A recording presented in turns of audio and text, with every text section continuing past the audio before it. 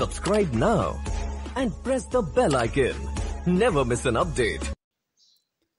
नमस्कार, जय हिंद दोस्तों। स्वागत है आप सभी लोगों का आपके अपने चैनल स्टडी भूषण पर। आज हम फिर से लेकर आए हैं एग्जाम पॉइंट्स ऑफ व्यू जो आपकी प्रत्येक टेट एग्जाम के लिए महत्वपूर्ण रहेंगे। चलिए शुरुआत करते हैं। पहले पॉइंट से स्टार्ट करते हैं। शिक्षा है तो शिक्षा जीवन पर्यंत प्राप्त होने वाला अनुभव एवं ज्ञान है। तो जब भी आपके एग्जाम में क्वेश्चन आ जाए कि शिक्षा क्या है तो आपको ध्यान रखना है शिक्षा जीवन पर्यंत प्राप्त होने वाला अनुभव एवं ज्ञान है। अगला देखते हैं, शिक्षण क्रिया का केंद्र बिंदु है। तो जब भी आपसे पूछा जाए छात्र आपको लगा देना है। शिक्षण क्रिया का केंद्र बिंदु छात्र होता है।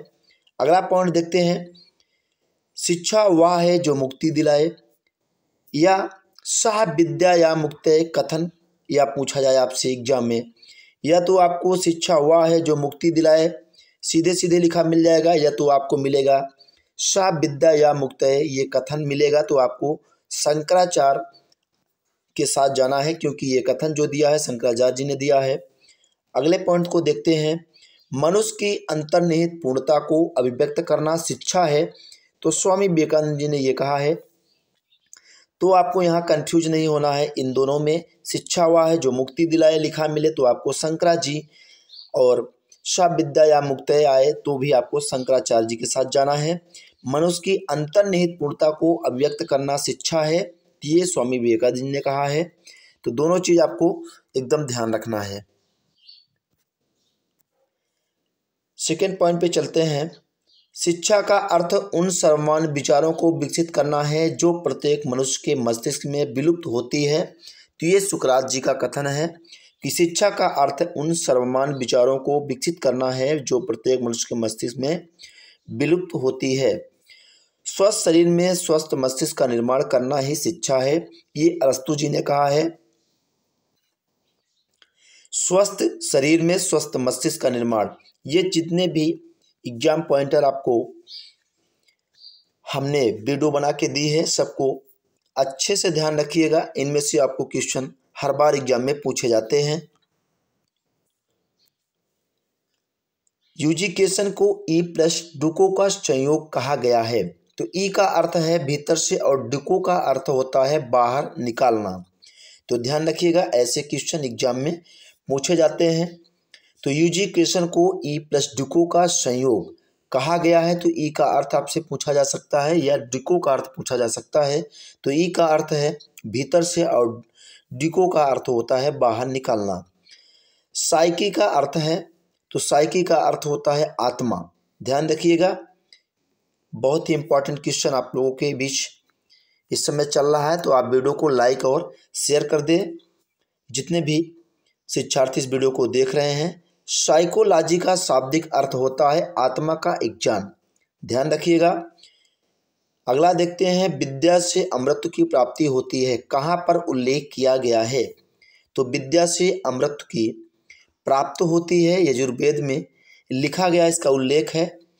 तो शिक्षा कैसा विज्ञान है, शिक्षा नियामक विज्ञान है। ध्यान रखिएगा, मनोविज्ञान की प्रकृति होती है, तो मनोविज्ञान की प्रकृति वैज्ञानिक होती है। बढ़ते हैं अगले पॉइंट की ओर, किसके अनुसार मनोविज्ञान चेतना का विज्ञान है। कई बार यह क्वेश्चन पूछा गया है। तो आपका जेम्स के ने कहा है उनके अनुसार मनोविज्ञान चेतना का विज्ञान है। शिक्षा मनोविज्ञान की परिधि, जैसे शिक्षा के 3 स्तंभ होते हैं, शिक्षक, शिक्षार्थी, पाठ्यक्रम। तो उसी प्रकार शिक्षा मनोविज्ञान के 3 क्षेत्र हैं, शिक्षार्थी, शिक्षण, प्रक्रिया, शिक्षण, दशाएं। तो ये जेम के अनुसार ये मनोविज्ञान चेतना का विज्ञान है। और शिक्षा मनोविज्ञान की परिधि, शिक्षा के 3 स्तंभ होते हैं, शिक्षक, शिक्षार्थी व पाठ्यक्रम।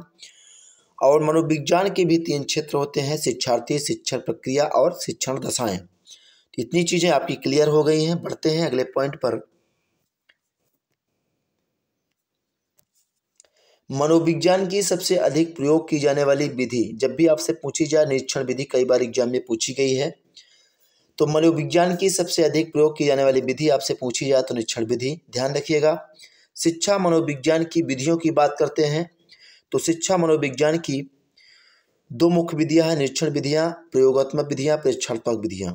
तो शिक्षा मनोविज्ञान की 3 विधियां हैं और निरीक्षण विधियों की बात करते हैं तो ये आपकी अंतर्दर्शन विधि, बहिर्दर्शन विधि, और विवरणात्मक विधियों की बात करते हैं तो ये आपके जीवन इतिहास, विकासात्मक, तुलनात्मक विधि, नैदानिक और सर्वेक्षण विधि। इसके अंतर्गत आपकी 5 विधियां हैं विवरणात्मक विधियों के अंतर्गत। और आपके निरीक्षण विधियों में अंतर्दर्शन और बहिर्दर्शन 2 विधियां ये याद रखनी है। ये सभी आपके शिक्षा मनोविज्ञान की विधियां हैं जिसमें निरीक्षण विधियां, प्रयोगात्मक विधियां, विवरणात्मक विधियां, 3 विधियों को ध्यान रखिएगा। चलते हैं अगले पॉइंट पर। शिक्षा मनोविज्ञान का अध्ययन अध्यापक को इसलिए करना चाहिए ताकि इसकी सहायता से अपने शिक्षण को अधिक प्रभावशाली बना सके। नेक्स्ट पॉइंट देखते हैं, शिक्षण क्या है। तो शिक्षण एक ज्ञानार्जन है। मनोविज्ञान का शाब्दिक अर्थ है मन का विज्ञान। मनोविज्ञान मानव एवं पशु व्यवहार का विज्ञान है। ये किसने कहा है? तो मॉर्गन का कथन है। मॉर्गन ने कहा है मनोविज्ञान मानव एवं पशु व्यवहार का विज्ञान है। शिक्षा मनोविज्ञान में अध्ययन किया जाता है तो मानव व्यवहार की शैक्षणिक परिस्थितियों का शिक्षा मनोविज्ञान में अध्ययन किया जाता है।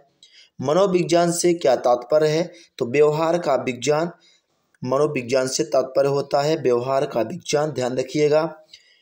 मनोविज्ञान व्यक्ति के व्यवहार एवं आचरण का यथार्थ विज्ञान है। यह कथन मैकडूगल का है और मैकडूगल ने 14 मूल प्रवृत्तियां दी हैं संवेग की, ध्यान रखिएगा। शिक्षक को मनोवैज्ञानिक आधार की आवश्यकता क्यों? क्योंकि बालकों के आंतरिक एवं बाह्य गुणों का पता लगाने तथा शैक्षिक समस्याओं के समाधान हेतु शिक्षा को मनोवैज्ञानिक आधार की आवश्यकता पड़ती है। शिक्षा की दृष्टि से बालक की महत्वपूर्ण आवश्यकता है तो बालकों के साथ मनोवैज्ञानिक व्यवहार की आवश्यकता शिक्षा की दृष्टि से बालक की महत्वपूर्ण आवश्यकता होती है। बालकों के साथ मनोवैज्ञानिक व्यवहार की आवश्यकता, ध्यान रखिएगा। बढ़ते हैं अगले पॉइंट पर। शिक्षा मनोविज्ञान शिक्षण विधियों के चयन में शिक्षक की सहायता करता है। यह कथन स्किनर का है।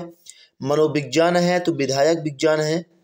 निरीक्षण विधि में किया जाता है तो दूसरों का अध्ययन निरीक्षण विधि में होता है। मनोविज्ञान की उचित विषय वस्तु है तो व्यवहार मनोविज्ञान की उचित विषय वस्तु है। मनोविज्ञान शिक्षा का आधारभूत विज्ञान है। यह कथन स्किनर का है। शिक्षा मनोविज्ञान का केंद्र है तो बालक जो है शिक्षा मनोविज्ञान का केंद्र है। शिक्षा को ध्रुवध्रुवी किसने कहा? तो द्विध्रुवी एडम्स ने शिक्षा को कहा है। शिक्षा के 3 ध्रुव कौन से हैं? तो शिक्षक, शिक्षार्थी, पाठ्यक्रम। इससे पहले हमने आपको अभी बताया भी है। शिक्षा को त्रिध्रुवी मानने वाले प्रसिद्ध शिक्षा शास्त्री जॉन डेवी किस देश के निवासी थे? तो देखिए त्रिध्रुवी अगर आपसे पूछा जाए क्वेश्चन में तो जॉन डेवी शिक्षा को त्रिध्रुवी मानने वाले प्रसिद्ध शिक्षा शास्त्री थे और ये अमेरिका के निवासी थे। शिक्षा का स्तर ऊंचा उठाने के लिए आवश्यक है तो संपूर्ण शिक्षण प्रक्रिया का सतत मूल्यांकन शिक्षा का स्तर ऊंचा उठाता है। वैदिक काल में शिक्षा का सर्वोच्च उद्देश्य था मोक्ष की प्राप्ति। वैदिक काल में शिक्षा का आरंभ किस संस्कार से होता था? उपनयन संस्कार से। स्टार लगा लीजिए, बहुत इंपॉर्टेंट क्वेश्चन है, कई बार ये एग्जाम में पूछा गया है। वैदिक काल में शिक्षा का आरंभ किस संस्कार से होता था? तो उपनयन संस्कार से होता था, ध्यान रखिएगा। समावर्तन के समकक्ष संस्कार है उपसंपदा। मुस्लिम काल में प्रारंभिक शिक्षा दी जाती थी तो मकतब में। ये भी बहुत ही इंपॉर्टेंट क्वेश्चन है, कई बार पूछा गया है। तो इस तरह आपके मोस्ट इंपॉर्टेंट क्वेश्चन जो आपके एग्जाम में बन सकते हैं मनोविज्ञान के पूरे होते हैं। आशा करता हूँ वीडियो आपको अच्छी लगी होगी। अगर आपको वीडियो अच्छी लगी है तो वीडियो को लाइक करें, अपने दोस्तों के साथ शेयर करें। मिलेंगे नेक्स्ट वीडियो में।